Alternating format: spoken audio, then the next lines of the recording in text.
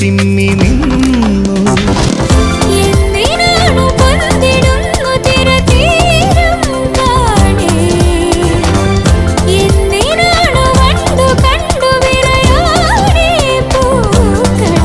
പറയൂ മനമേ, ചൊരിയൂ മധുരം പ്രിയതേ, എന്റെ ഹൃദയതാളം മുറുകിയോ, എന്റെ കണ്ണിലിളമീൻ തുള്ളി